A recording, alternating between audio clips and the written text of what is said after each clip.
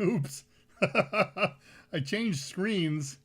This is going to be interesting. I'm trying to resolve this video audio sync issue, and I changed screens, and it took me off the screen to hit the big red button that says go, because it's Thursday night, my favorite night of the week.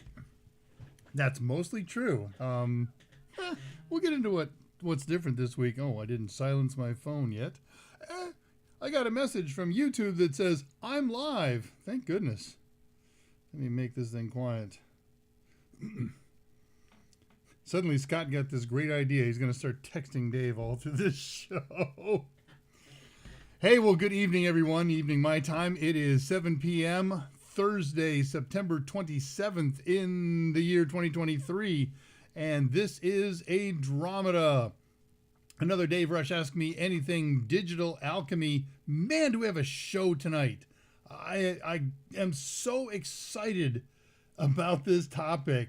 Nobody's griping, but somebody give me a sound check report if you'd be so kind. And in the next minute or so, give me a sync report. Let's see how the changes that I've made, if they're happening. Sinuses are killing me. I'm sorry to hear that, Tullowit. All right. Everybody's starting to turn up. Well, it is Thursday. This is ADRAMADA. We get together once a week. Very good. Thank you, Tullowit. We get together once a week and talk tech. Could be computer tech, could be energy tech, could be lawnmower tech, or the how to sharpen blades. Sync is right so far. Maybe we got something. Or does it just get progressively worse as the show goes on?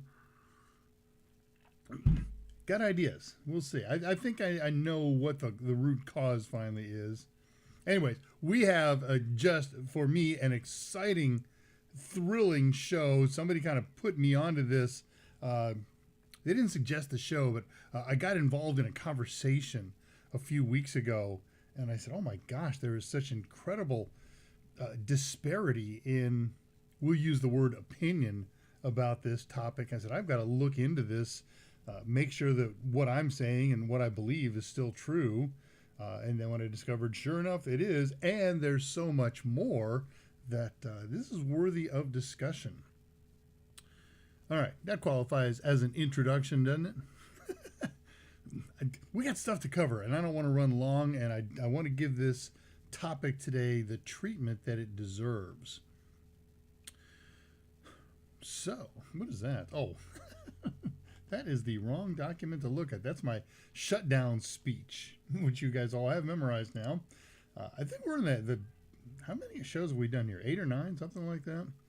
Anyways, so what we're interested in as far as this show goes is not just technology in its bare form, that's cool enough as it is, but how does technology impact us in our daily lives? And I'm happy to report that there was no exciting, interesting, fascinating new news on the consumer-oriented AI front this week. So I got nothing. If you heard anything, go ahead and share it. Post it up there. We'll see what we can talk about. It's been a busy week. It has been an amazingly busy week. And let's get this one out of the way. Yesterday, I start early at work, and so I can finish early at work, and then I start doing whatever after work activities there are. And I put off a lot of work on the show. Not till yesterday. I had a lot of it done, but there was a lot that I really wanted to do yesterday to finish things out. And I am yanking and cranking and writing and researching and having a good old time. And then my missus came in and I said something about, hey, let's do something fun or interesting this evening. And she said, already got it covered. Oh, man, that was a head slapper. I forgot. Yesterday was my birthday. And I beg and plead, don't do anything with my birthday. Give me a card, give me a peck on the cheek, and I'm a happy guy. And certainly don't get me any toys, because God knows I am just awash in toys, and there's always new ones coming in. Nonetheless, She said, no, I'm not going to feed you. Okay, cool. Because we're going to go out and eat. That's fine. And I don't know, sometime later when I'm yanking and cranking and writing and biting, the doorbell rings and it's a pile of our friends. And they all stormed in and grabbed me by the back of the neck, by the scruff, threw me in the back of a pickup truck. We went out to a restaurant that we frequent. It's not our go-to restaurant, but it's a good restaurant. And then after that, we were 10 minutes away from the concert venue. And so we went over and saw Robert Plant and Alison Krauss. And there went my evening. My ability to write was just shot. I came home. I needed to wind down for half an hour. And I thought, can I go write? No. So I had to get up really, really early today to work on work so I could finish what I needed to do for today. So, yes, I have aged up. I've entered a new decade. My guess, the last one, right? Way too many trips around the sun. We don't travel around the moon, right? Well, all right. So here, let's see who's here, and then we'll dive into news of the week. I didn't note down a lot of news of the week to talk about, a little bit, because I want to devote a good bit of time to the show. Sync is right. Sync is improved a bit. Good. Glad to hear that. Will Shaw, Star Trek Generations Playmates toy. I've had it up here for a month. You people. And I've got two of them here. This is the Battle Damage Enterprise D with sound effects. I got the original Enterprise with his sound effects. The tricorder makes sound. The communicator makes sounds. Oh, the communicator's broke. It's got a bad battery tab in it. Can I wake this thing up? I don't know if you can hear that, but it's doing its thing. So, yeah, I need a phaser. I need the two phasers. I need the little handheld ones, and then it goes on top of the pistol grip one. As soon as I get those, I'm done collecting Star Trek stuff. And, yeah, they're from Playmates, so they're good stuff. Thank you, Scott. There's this new thing called Chat GPT that's amazing, along with Dalai. How fun! Yeah, it was a very fun evening, and cost me dearly. All right, moving on. So what's going on? News of the week. This is the worst news of the week. We all know we're in a rough worldwide economy situation. Thank you. Yes, 35 again. Just a few more years, it'll be double 35. And different industries have been impacted in different orders. And we all know about supply chain issues and things like that. And all industries are under stress and strain of bad economic times. And blame whoever you want, blame COVID, blame your favorite politician. I'm literally blaming this one on COVID and some of the worldwide response to it. My politics make it real easy for me to point to a particular politician and say, it's your fault. But it's not. I can never blame any single politician for the success of an economy or the failure of an economy or problems. Nonetheless, bad times. One of the industries that has been fairly immune to the bad economy, to the really bad pieces of it. We've certainly seen little chunks of this happening here and there, but that's the tech industry. Well, the first really big one was announced this past Tuesday, 2 days ago. IBM announced that 4% of their Red Hat Linux staff will be laid off. That's a current staff of 19,000 people. So that's huge. That is many hundreds. Is that going to be 1,000 people almost? Yeah, just shy of 1,000 people. That is considered by many to be a harbinger for the whole economic, or for the whole employment situation in the tech industry. Now, the good news is it's not tech people mostly who are being laid off. It's mid-level administrators, redundant management, things like that. So there's, but still, if you got a tech job, hang on to it. Don't quit for that next better one. Get the next better one and then quit, and make sure you're secure. And if you're looking, move fast, accept what you need to get your foot in the door. So hopefully you'll be able to survive any layoffs, because the hiring freezes start when the layoffs start. Hey, my missus is back from her evening out with the girls. I don't know if what I'm about to share with you is news or if it's just purely fascinating, but it's probably more of the latter. But I got to share this with you. This was kind of cool. I set aside an hour of my life every week to watch a panel discussion of some people that I know and some people that I know of. It's Linux oriented, and this particular panel is folks who have been in the high performance computing, HPC industry for as long as it exists. Some of them were founders, participating in the original Beowulf projects, where we cluster computers together and get them to work cooperatively on projects and tech and code and whatever. So these folks get together once a week and they pick a subtopic within there, and there's usually, 4 to 7 or 8 people in there. So today's the day. Thursday is a good day for me because I get to watch my HPC forum and I get to do this show. So I got in late. I got in 20 minutes late, and I watched about a minute of it, and then my internet went down for about 15 or 20 minutes. So I only got the last 40 minutes of it. But when my net came up and I keyed right back up on that, they started talking about a topic. They went down a rabbit hole off a little side trail, and this is mind-blowing to me. The topic today, the focus topic, was high-speed, reliable interconnection links between the hosts that make up a multiprocessing cluster, an HPC. And that seems pretty easy, right? It is if we take kind of a parochial view of that kind of installation. And that's one that I have based on my personal experience. I haven't lived with these guys in their worlds, but can I do this? Yeah, why not?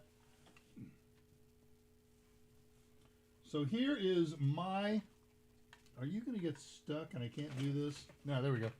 This is my parochial view of an HPC cluster. We took a handful of Raspberry Pis. I had 5 of them in here. One of them is a controller. The other 5, or the other 4 are 1, 2, 3, 4, yeah, are the compute nodes, and they're interconnected with Ethernet and cool bananas, right?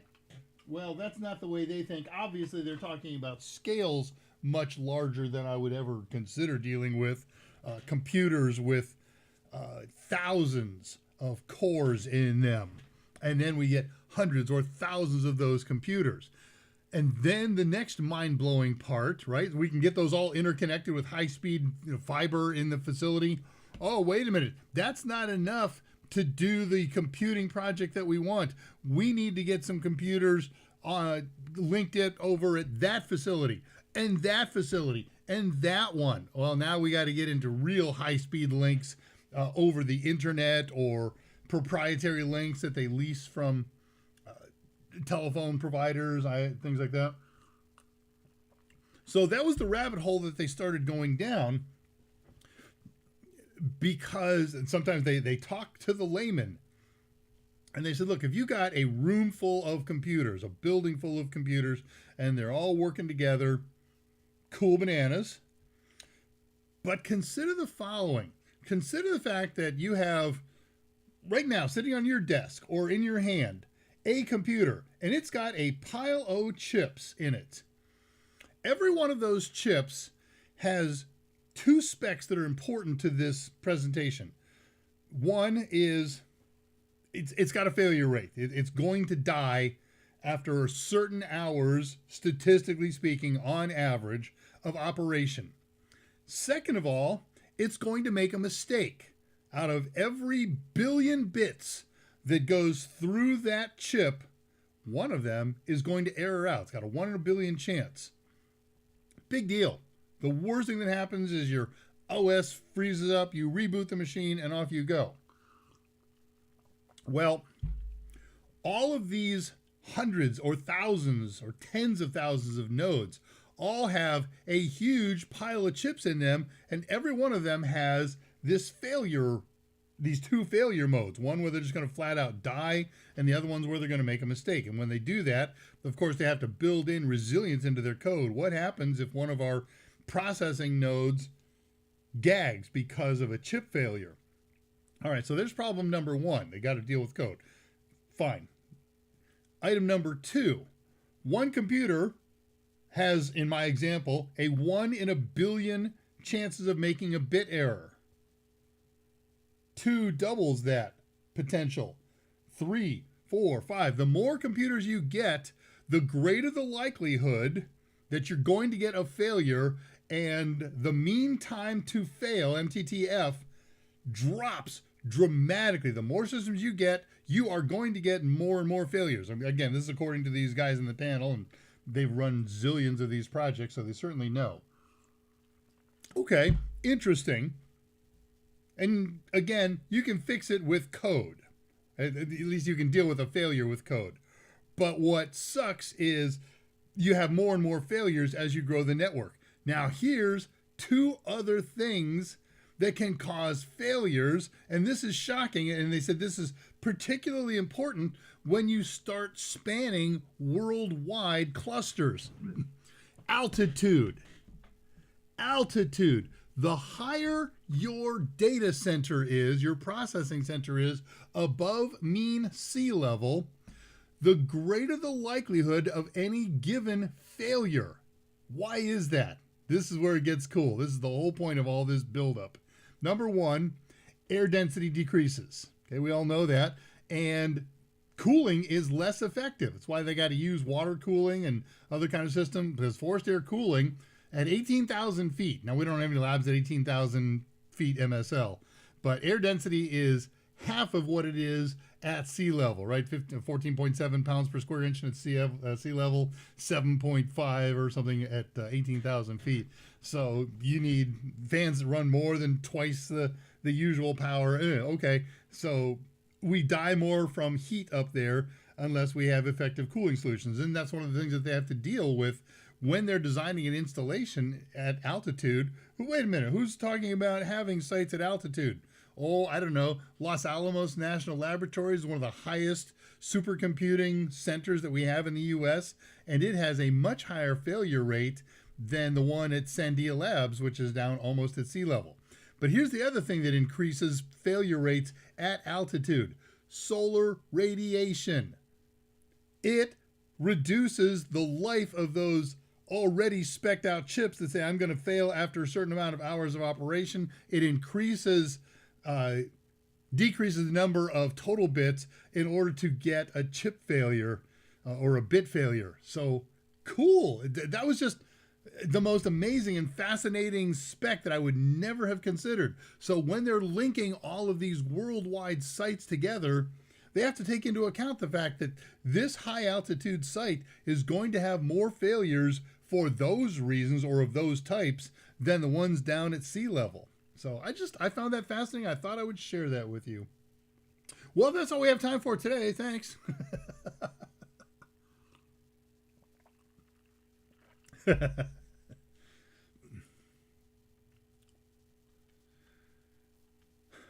Here's some news from today.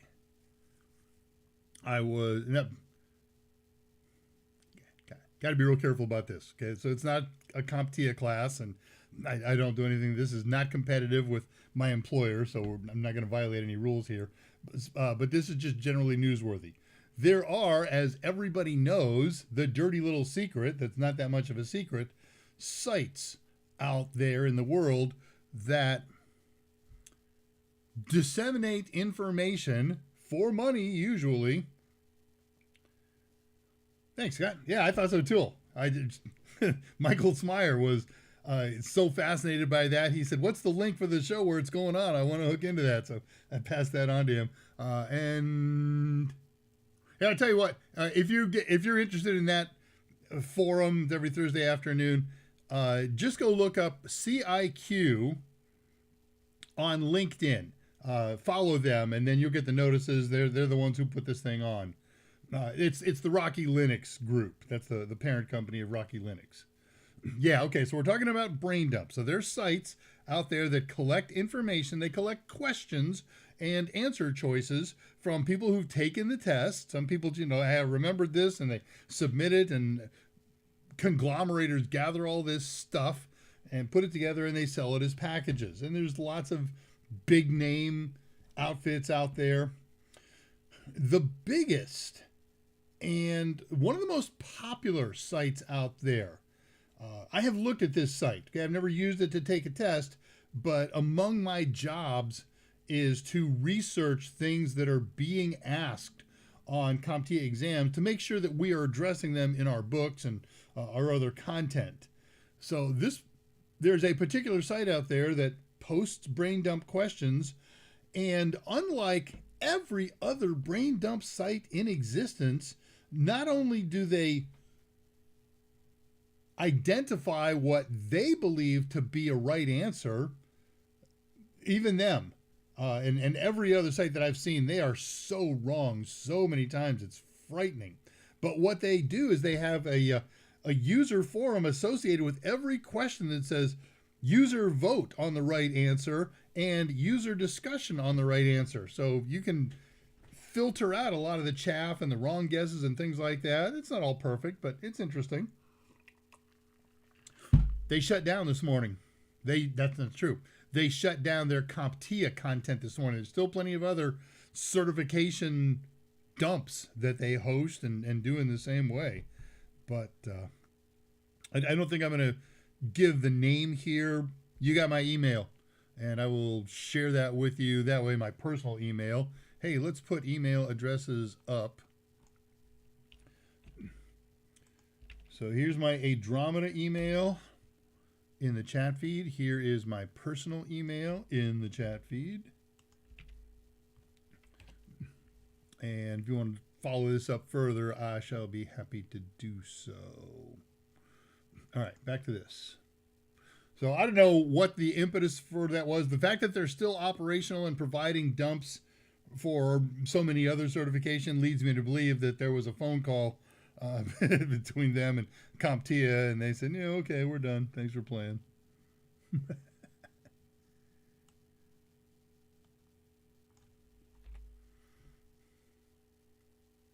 Talked about this last week.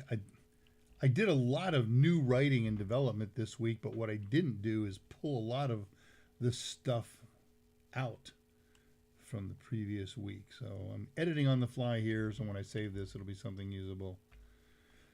I am just about done with contractors. Yay, I got stairs, and I got ceilings, and I got paint, and I got electricity. Just a couple more of the little minor gobbledygooks, and we're done. I have one project myself. I got to do the stairs. I don't want to do that yet. I'm chewing up time here. General observations, did that. Friends took me out to a concert last night. It was fun. Last week, I reported to you a showstopper for me. Hey, stop the presses.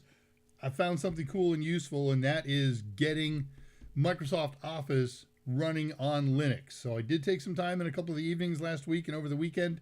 I don't have it running yet. It's something simple.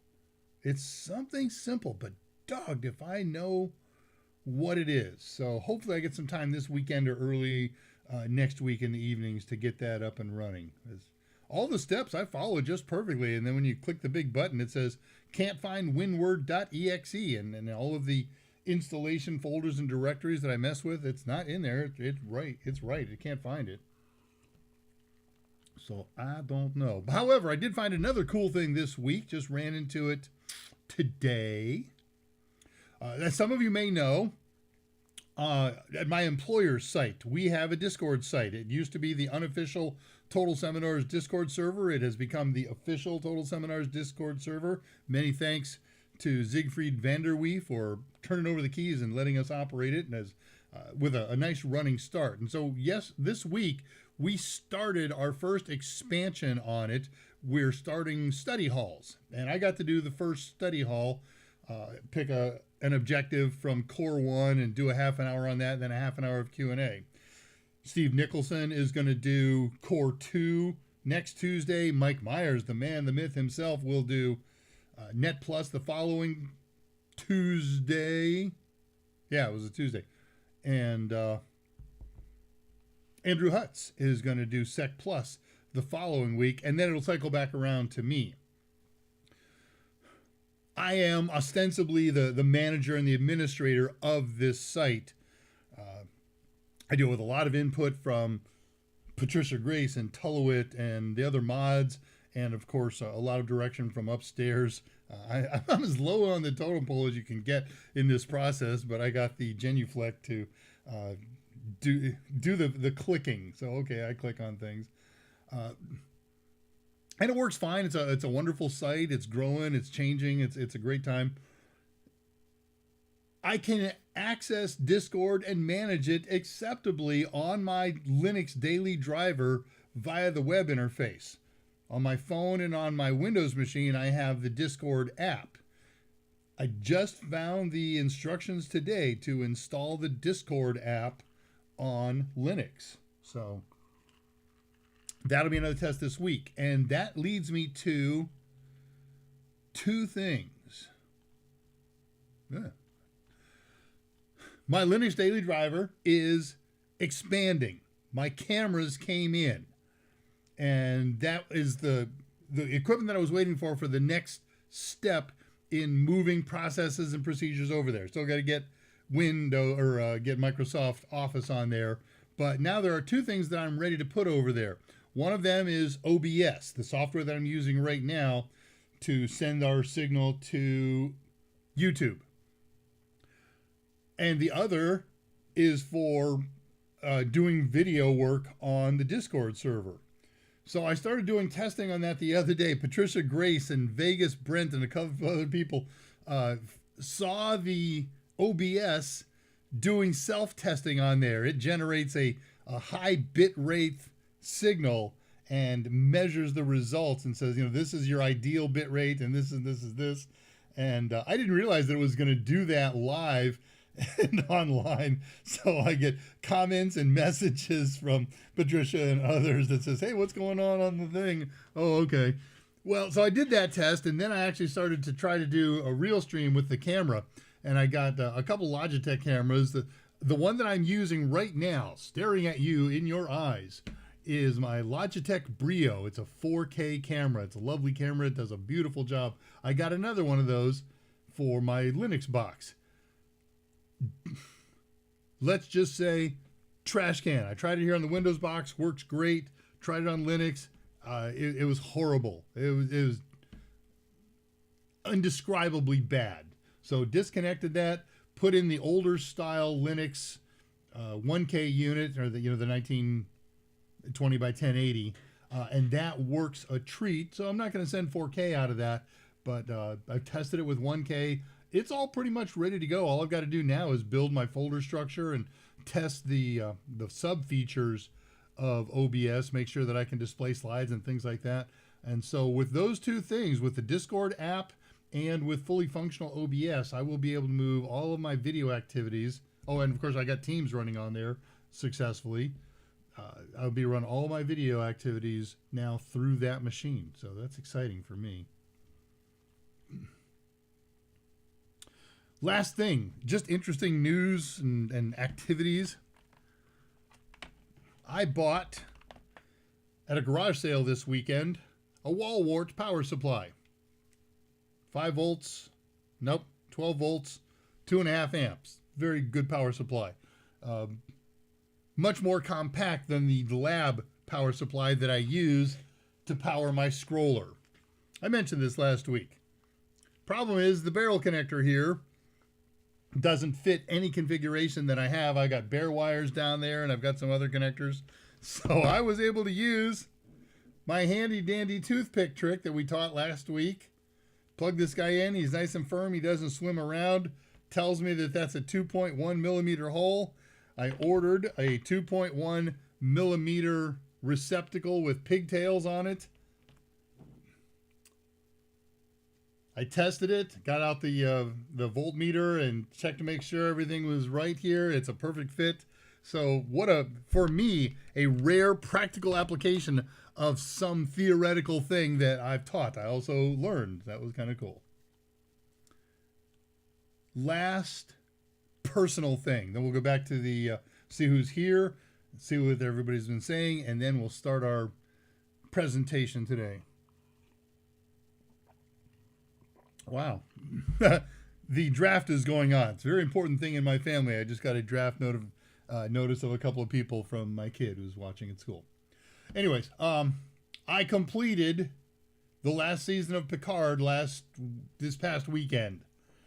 So I'm ready to talk about it when you are. I'm not going to spoil for anybody, but I got to tell you, it's good, but the unexplained pieces that they never got around to are driving me nuts. Ugh. And I got 2 notes here. When everybody's ready, anybody wants to talk about this on Discord or whatever, I'm ready, willing, and able, because there are things that maybe I missed it. Maybe I was watching too fast or fell asleep or something. But, all right. Catching up on questions here. There haven't been much. Jason Helms has checked in. Welcome, Jason. Nice to see you. Hey, you made it this time. You slept through it last week.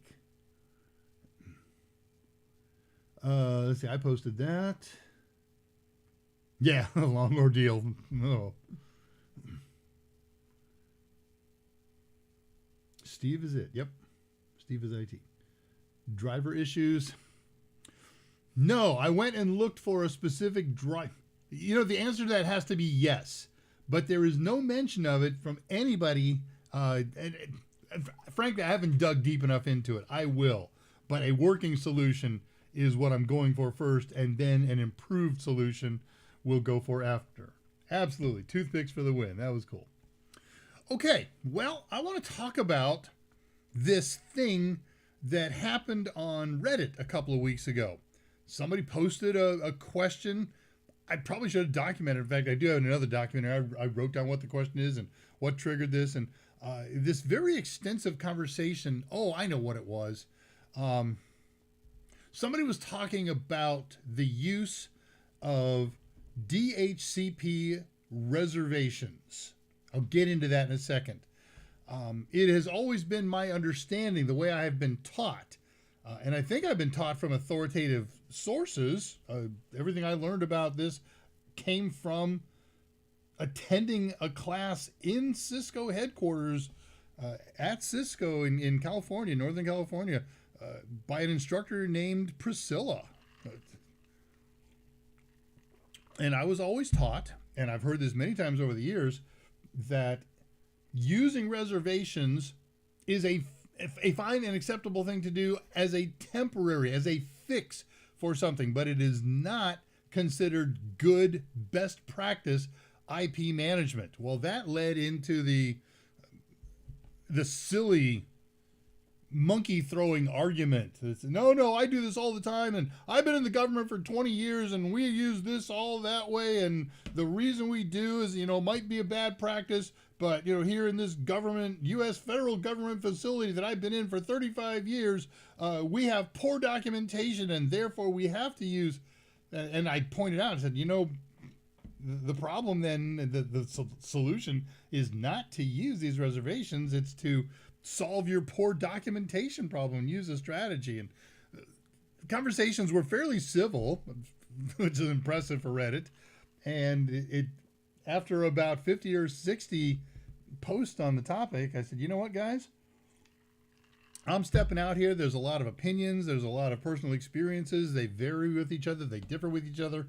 I'm going to submerge and do some research, see if what I've been taught is still in vogue and if it's the right way to go. And then I'm going to do a show on it. And so here we are doing a show on it. And as I went down my rabbit hole, so much has happened in the decades, the 3 decades since I've attended that class. And of course, I learn things along the way and I pay attention and I do things. But strategies have emerged, best practices have emerged, and suites of tools have emerged. And these what I'm going to talk about today aren't new terms to me, but they're not terms that I ever got past definitions because I haven't needed to. But now there's a need for it. And as I got down this road, I found it fascinating. I found it important. And so we're going to start out by introducing 2 technologies, 2 philosophies, 2 strategies, 2 methodologies today. And I'm just going to overscope them a little bit. Next week, we're going to pick one of them and we're going to look a little more deeply into it, including the popular software used to do it. And then the following week, we'll do that again with the second of the 2. So we're going to start out by introducing, first of all, IPAM, IPAM, IP Address Management. The problem for most of us in understanding IPAM is the very small universes in which we live and thrive. Our homes, our very small businesses. And for those of us that I know of you who are working very large businesses, you're not at the IT management level. You're doing support things for customers and so forth. And so maybe you get some exposure to these big ticket items, but we live in a very small world. And so in that small world, there are 2 ways to do things when it comes to fundamental IP address assignments. Okay, one thing that you could do, if you so choose, is give every device on your network that you're responsible for a static IP address. That works. It requires a little bit of planning. You want to know, obviously you want to document what you've got. You want to know what kinds of devices are going to get what ranges of IP address. There's planning here. And I'm not here to get into that planning, but when you are managing IP addresses, there are 3 general steps: planning, execution, documentation. Those kind of go together, and then maintenance. In these small network environments, maintenance is no big deal, especially if you do all 100% static IP addressing. But we don't do that. When you go to Best Buy or Micro Center or whatever makes you happy, Tullowit likes Tiger Direct. Feel free to comment on that, Tullowit. You buy a Soho router. You plug it in, you turn it on, and the only thing you care about is the either preset SSID or you're going to log into it and set up an SSID. And for that, you'll need the account name and password. Everything else is done for you, including an enabled DHCP server with a scope. Remember what a scope is? It's a range of IP addresses that it can hand out to stations, to nodes, to hosts that request those addresses. So it's got a DHCP server and it's ready to serve DHCP clients. Thank you, Tullowit. That's fine for small networks. Works great. And the reason that it works great is because every box that you go out and buy right now, you install a Windows box, you picked up your phone, you picked up your Roku box, your print server, they all have DHCP clients in them enabled and ready to go. You plug them in and they immediately start broadcasting, hey, is there a DHCP server? Yes, I'm a DHCP server. Could you give me an address? Yes, here's an address.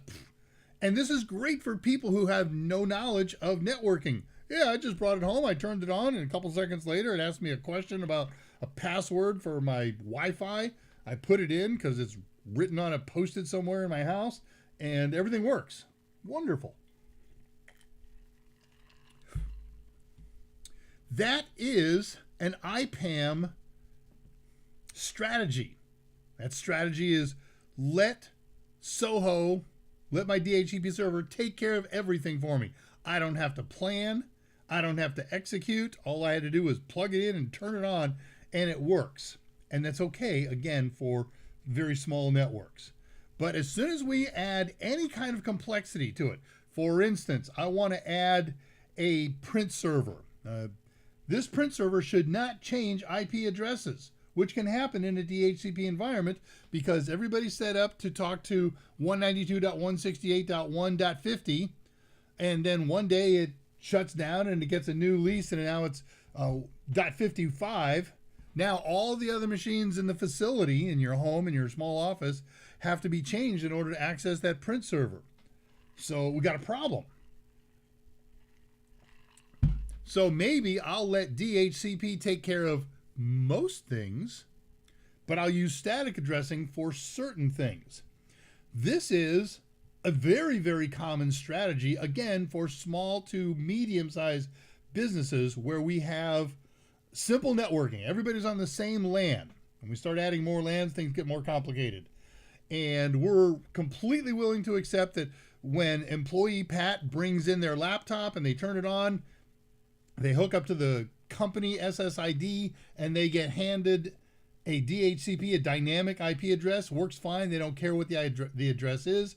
Wonderful. But they do need to know how to get to the internal company web server. Maybe it's by name, or maybe we gave it a static assignment that everybody can keep documented or whatever. And so whenever I need to get to the company web server, I go to 192.168.1.45. So I don't want that to change. So here is a very typical approach. This is the approach that I use in my home. I've got a DHCP server in my Soho router, and the scope runs from, actually documented what it is. It's a 192.168.1 address. Come here, you, .100.100. 99. 199.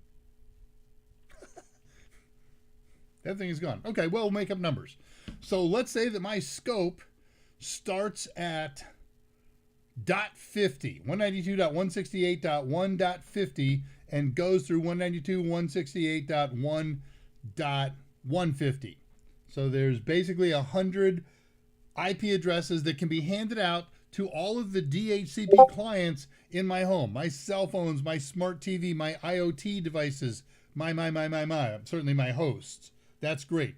But, oh, wait, there's one that can't have a dynamic IP address, the default gateway, right? So I'm going to give him a static. He's 192.168.1.1.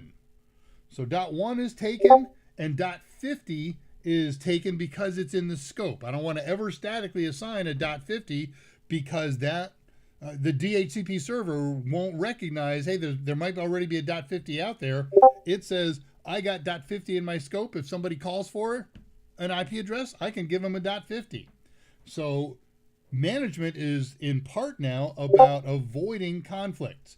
So what I do, and what a lot of people do, is the first 49 IP addresses, .2 through .49, that's 48, are not in the scope, and I use those for internal devices that never need to change, should never change IP addresses. Then I let DHCP handle everything from 50 through 150, and then from 151 through 254, that's another unassigned pool, and I use those for temporary static assignments, for experimenting, things like that. So again, they will never conflict with anything that's in the scope. They will never conflict with my permanent static IP addresses. It's a really nice, organized way to do things. That's an example of IPAM. There's planning, there's execution. I certainly document everything that I assign statically. That's really important for troubleshooting later. And just for tracking when you have as many devices as small businesses have, as I have around here, that's huge. Sorry, I got to go down and dig up my notes here.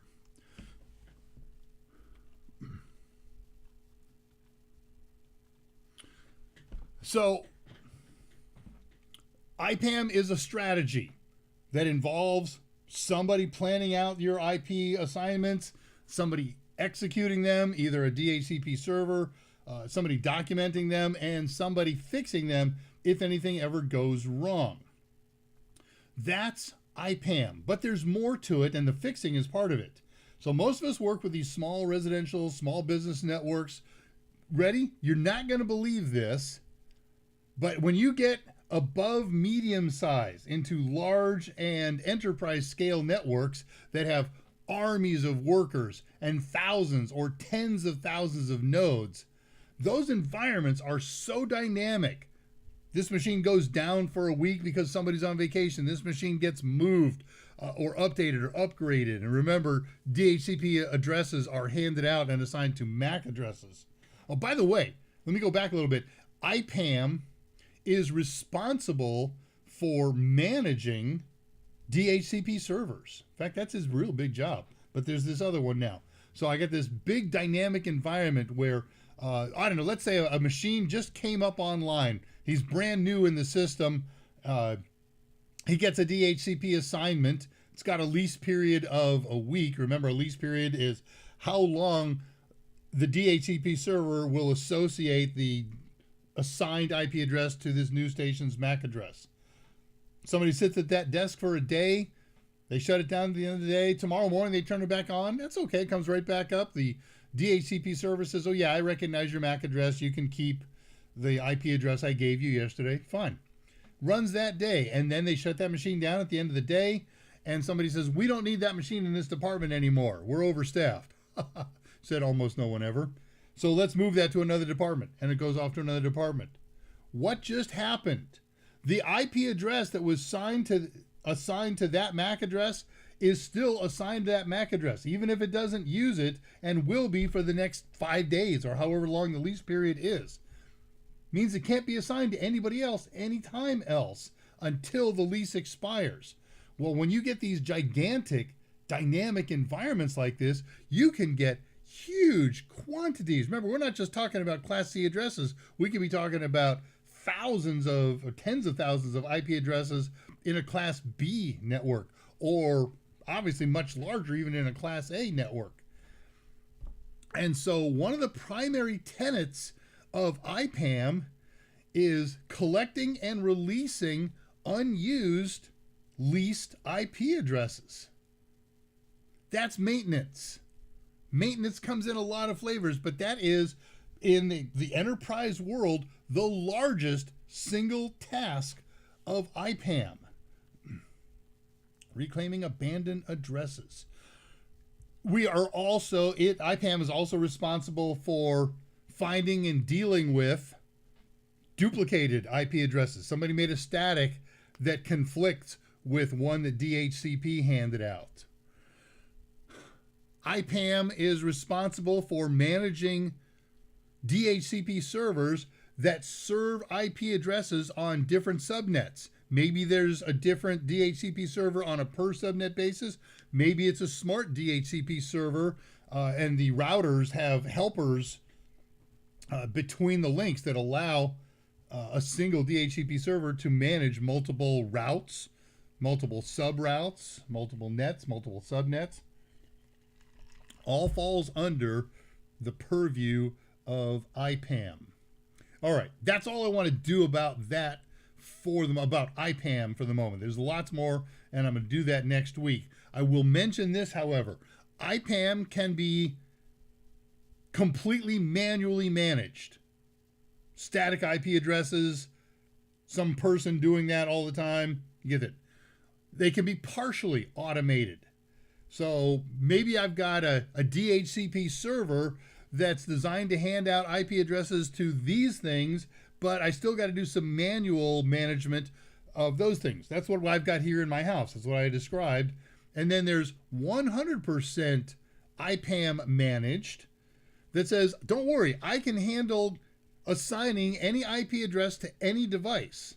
That means the devices have to be configured to work with that, and it's not just about DHCP. It might be handled by a script So we got to be able to handle Mac machines and Linux machines and Windows machines and cell phones and printers, right? Go set an IP address in a printer sometime that supports IP, that supports a network connection. Ugly, horrible, terrible menus and push button screens and good. Wouldn't it be cool if you could automate that and just handle it all from a single console? Hey, I want this server or this printer called LPJ1 to have the following IP address. IPAM and DHCP and all the other tools in the suite handle it. Okay, everything I want to say about IPAM today. Now, IPAM is great. And it's 1/3 of a secondary technology, a more conclusive, a more fulfilling, that's not the right word for it. Anyways, a more complete technology called DDI. DDI stands for DNS, DHCP, IPAM management. It is a suite of tools and protocols that says after IPAM has done its thing, it's assigned an IP address to a host.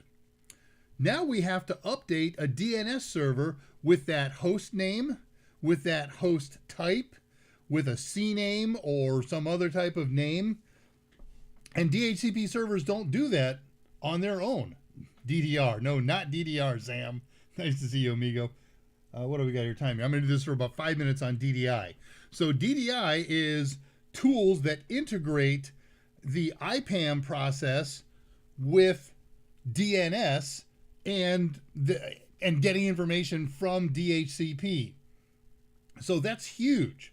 That's so important as I bring up my new system that I become part of the DNS system. If we do that all manually, oh my gosh, some poor schlob or army of schlobs would have to watch every interaction from a DHCP server, find out what MAC address was just assigned 192.168.1.2, then go find that machine or scan for it with some scanning utility and find out what the host name of that machine is, then log into the DNS server and update the DNS database. Some systems, some operating systems have built-in DDI management. Microsoft Server is one of them. It's got a built-in DNS server, it's got a built-in DHCP server, and the two are tightly integrated. So when DHCP does its job, system then scans for the newly assigned IP address and says, what's your host name? And then it automatically updates the DNS server. Some systems don't have that, and we have to reach out for third-party utilities and suites of utilities to do that.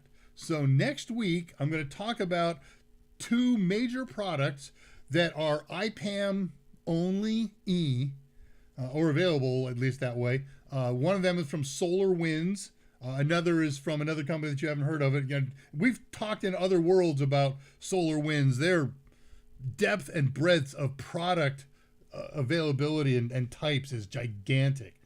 Then the following week, we're going to do the same thing with DDI solutions. Again, SolarWinds is going to make it in there. Infoblocks with an X is going to make it in there. So that's the introduction to IPAM and DDI. Not something that you need to do at the house. Not something that you do at your 49-person company. Management. We like typos. Okay. All right. So let me entertain you. Sorry, just checking something here in my notes. There's nothing critical here. There's lots critical. So much to talk about. Oh, device 42 we're going to talk about. There's Infoblocks and their Blocks 1 product. Oputils is a company we're going to talk about. All right.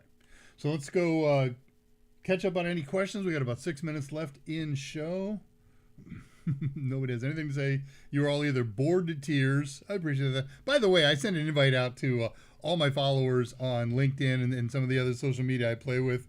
I mean to mention when I do these announcements, if you're linked to me because we are personal friends or because we know each other from worlds outside of networking and technology, you are excused from these presentations.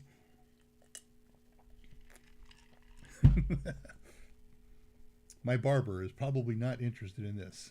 I'm not linked to my barber. Anybody, if you haven't checked out the Total Seminars Discord server, I don't know that. No, you know what? I don't think there's going to be a problem with passing this on here. They want to grow the server, so I'm going to put it in the chat feed. Here's the invitation for it. Come on in. They talk about everything there. We talk tech, we talk computer fix it, we talk about certifications, and we have non-tech topics and things like that. And Tullowit has become a one-man army in taking down Tiger Direct. So if you want to know what's going on with that conversation, head on over there, take a look at that. Steve, his IT is here. I dream of a micro center opening near me one day. Florida. Yeah, I mean, you're not that far from Patricia Grace. You've got to believe there should be one in Orlando, for goodness sake. I thought you mentioned that one is going to open up somewhere down south or central. Yeah, and then you and Patricia, you and Steve can do a road trip sometime together. They're opening one this summer in Indy. Maybe it was where you are. Will Shaw came to town a couple months ago, and he and I headed over to Micro Center. It was it was like two apostles worshiping at the temple. And he bought weird and expensive stuff.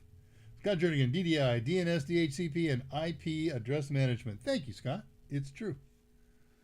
It wasn't Tiger. Oh, it was Newegg, not Tiger Direct. Sorry about that. You're right, Newegg. Thank goodness, because I buy from Tiger Direct. I am the last person on earth who does that. Did they close down? Okay, maybe I am not. I was the last person to purchase from them. I wish printer management was done like that for me, says Zam. I deal with probably 700 printers, no rhyme or reason. Yeah, that's the problem. Once you find IPAM and DDI and you say, oh yes, I can get behind this, then you look out on the miasma that is your network and what they've done with it in the past.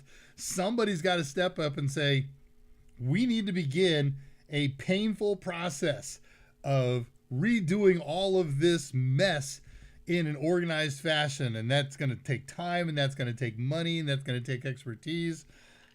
Time takes care of the expertise. You can learn it. You can implement it. Money's a different animal, huh?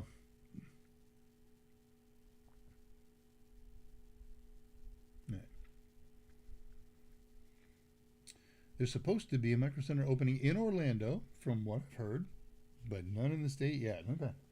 They have all the places. Orlando is, it's not like there's no tech in Orlando. Pensacola, there too. There ought to be a.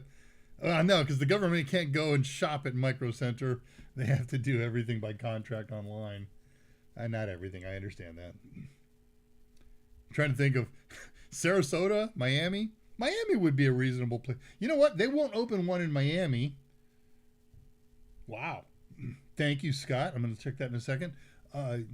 Miami is a terrible place to open up a big retail store because of the bad weather and the long-term shutdowns that come from a hurricane strike every now and again. I can see not putting one in there. All right. Scott says Texans moved up in the draft, got number 2 and number 3 picks. And I'm getting all kinds of messages from my kid. Texas got them, and D'Amico Ryans is happy, and so many I can't read them all. Hey, well, this is going to be a rare moment. I got 53 seconds to shut it down. I'm going to shut it down in 53 seconds. Not going to pick up any new questions. We can do that. Husband walking the draft, Duluth and Marietta, nothing in Florida. Okay, so a trip up to Georgia. That's not the worst thing in the world, is it? Hey, well, guys, this has been fun. We'll do this again next Thursday.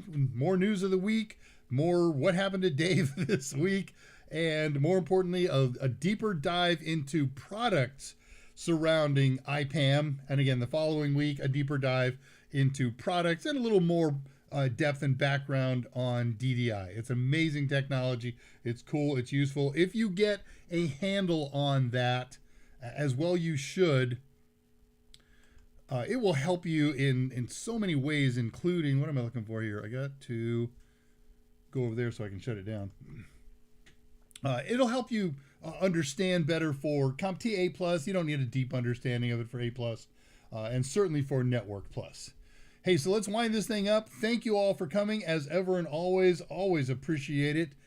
Somebody get Borderlands 2 running on Linux. I need some help. I am fighting the warrior. I'm at the last big battle of the end, and I am just chewing through ammo. I never thought I'd even make it that far, but we're making headway. So, I wish you all the greatest, and let's just do it right here. Wish you a great rest of the week, great weekend. Take care of each other. Take serious steps to stay healthy. And if at all possible, please call or visit your parents. And mostly, never forget, technology is great, but the greatest resource we have are you and I. And with that, good night. I'll see you on ADRAMADA next Thursday. I'll see you at the Monday AMA, and I will be in attendance for all of the Tuesday night Discord study halls. So everybody, good night. See you in a couple days.